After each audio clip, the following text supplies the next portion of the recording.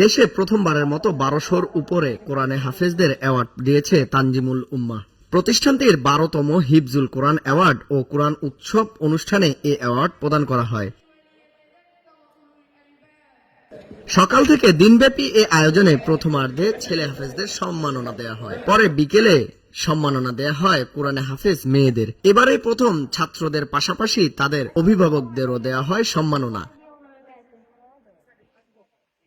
অনুষ্ঠানে উপস্থিত ছিলেন জাতীয় ও আন্তর্জাতিক পর্যায়ের ইসলামিক চিন্তাবিদ, কোরআনের গবেষক সহ হাজার হাজার হাফেজগণ। তাদের পদচারণায় মুখরিত হয়ে ওঠে তানজিমুল উম্মাহ বর্ণিল এ আয়োজন। হাফেজ ছাত্রদের পরনে সাদা জুব্বা আর মাথায় সাদা পাগড়ি, পাশাপাশি হাফেজ ছাত্রীদের পোশাকে আকাশের নীল ও সাদা কম্বিনেশন, এ যেন কোরআনিক এক ফুলের বাগান। বর্ণিল সাজে সাজানো বসুন্ধরার আন্তর্জাতিক কনভেনশন হল রুমে দৃষ্টিনন্দন শোভাবর্ধন করেছে কোরআন হাদিসের বাণীতে রং বেরঙের ফেস্টুনে। সুললিত কণ্ঠে কোরআনের তেলাওয়াত, মনোমুগ্ধকর হামদ, নাত, বক্তৃতা আর ইসলামী সঙ্গীতে চমৎকার পরিবেশনায় মন কাড়ে উপস্থিত সকলের।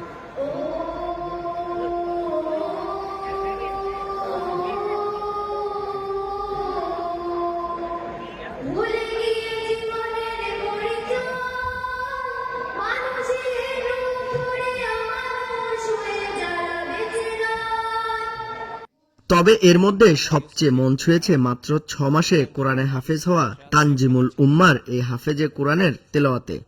لقد جاءكم رسول من أنفسكم عزيز। ছেলেদের পাশাপাশি অনুষ্ঠানে মেয়ে হাফেজদের উপস্থিতিও ছিল চোখে পড়ার মতো। প্রকাশ করেছেন নিজেদের অনুভূতিও। আমি হাফেজ হওয়ার পরে আমার বাবা মা খুশি, আমি খুব প্রাউড ফিল করতেছি। পরিশেষে বলা যায় কোরআনের এ আয়োজন ছিল যেন ছোট্ট একটি বেহেশতের বাগান।